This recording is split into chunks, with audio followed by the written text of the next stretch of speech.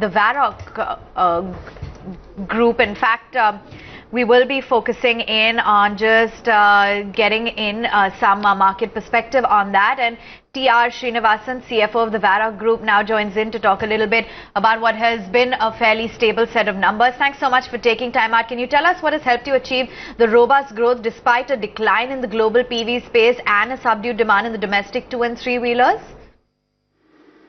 Good morning. Thank you for having me on your show, giving the opportunity to talk to you. As you said, the market conditions have been pretty tough in the second quarter, both especially globally, because we are supplying to major passenger vehicle OEMs across the globe, and both in Europe and China, the market actually declined due to a number of factors like the uncertainties associated with Brexit, the new diesel regulations in the European Union, as well as the slowdown in the market in China because of the US-China trade sanctions issues.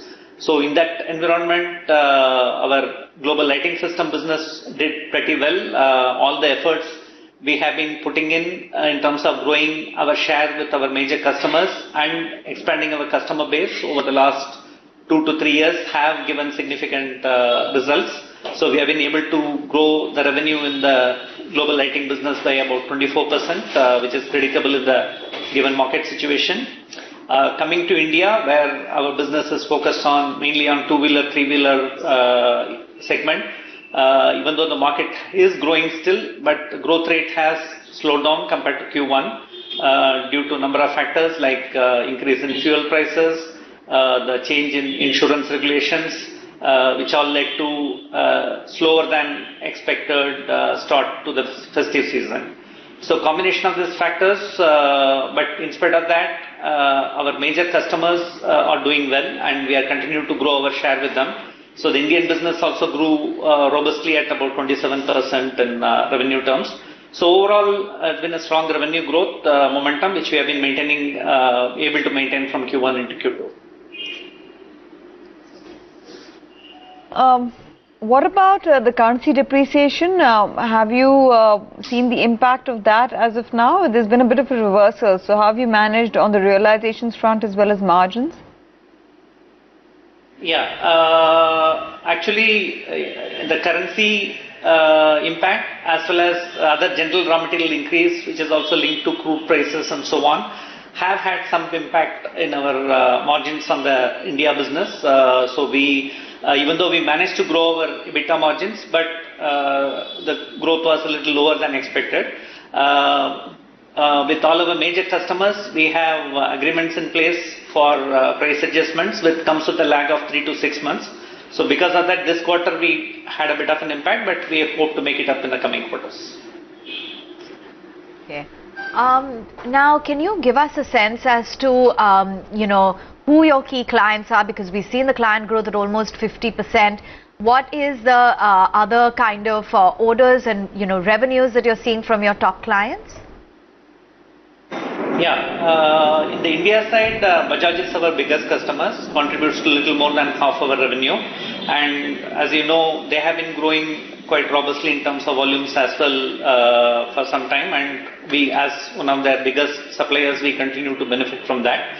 In addition, we virtually supply to all the major 2-wheeler, 3-wheeler OEMs in India. So we are also working on and being successful in increasing our share with other customers like Royal Enfield, Honda, Hero, Suzuki, and so on. Okay, and update us as well as to what the outlook is on your overall pipeline right now. How is it looking, and what is on the anvil? Yeah, so we are fairly confident of maintaining the growth momentum going forward. So in terms of the order pipeline and the program pipeline we have is quite robust. So the focus is on improving operational efficiencies and margins. So a lot of work is being done in the global lighting system business on that front, which we hope will start yielding results towards the later part of this year. Right. Could you give us an update on your overseas operations, the commencement of the Bulgaria facility, the update on the Czech plant? Yeah, sure. The Bulgaria plant is a part of the acquisition we made in July this year. So we acquired a lighting company in Turkey, and Bulgaria plant, which was under construction at that time, came to us with the acquisition. And that Bulgaria plant is now complete. It will start commercial production this month and start supplying lamps to customers in Europe. The Czech, we have 2 factories in Czech, and Czech is our biggest manufacturing base for the global lighting business. And there we have been expanding capacity over the last 2 years to cater to increased demand from the major OEM customers. And so the growth has been good, but as I mentioned, the focus is on improving operational efficiencies in the Czech operation because of the rapid volume ramp-ups. We had some impact on the margins, which we hope to recover in the later part of this year. All right, we'll let you go on that note. Many thanks for joining in and highlighting for us what has helped you this quarter, as well as what the outlook is when it comes to your overall financials. Margins have improved, top line growth healthy at 3,000 crores. The stock, though, is taking it easy, down by about 3% as we speak.